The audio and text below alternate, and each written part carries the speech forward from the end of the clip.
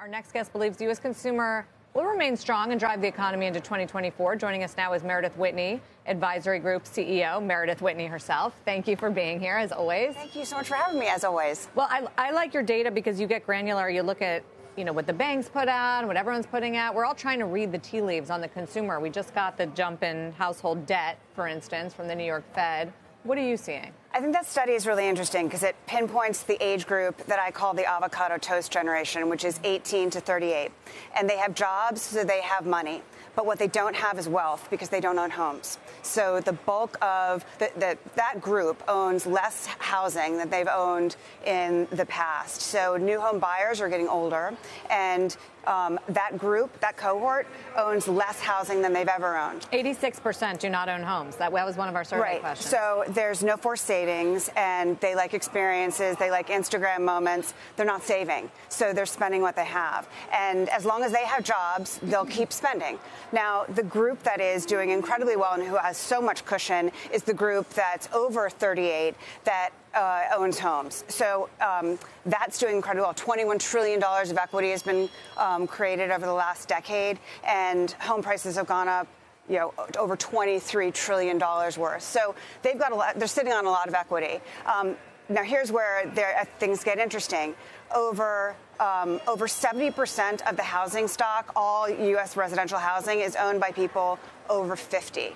And the AARP estimates that over 51% downsize to smaller homes. That means, and this is, I think it's interesting in terms of how much consensus thought is built around U.S. housing.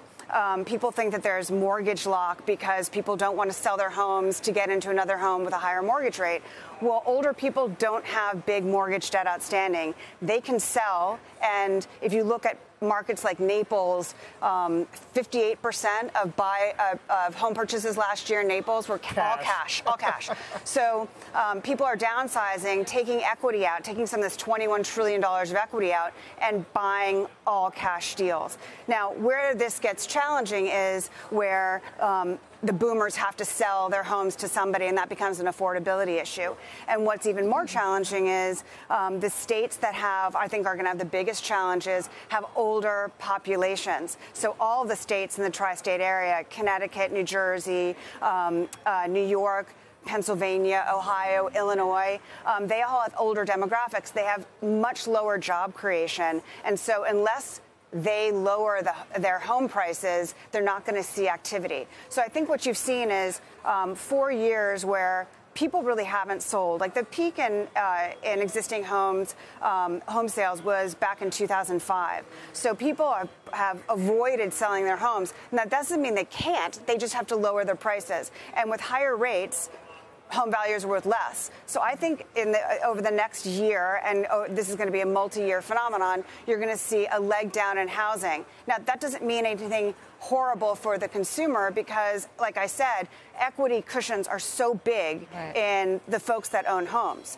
So as long as home values could go down, I'm not saying that they will, home values could go down to pre-COVID levels. That's a 40% move nationally. Obviously, it varies from state to state, and everyone will be fine. As long as the avocado toast generation keeps their jobs, they'll be fine. And I think the avocado toast generation could have multiple jobs. So they're working at home and they can manage having multiple jobs. So they're sitting on they have a lot of disposable income. If something really changes dramatically with corporations and they fire a bunch of people, which we're not seeing.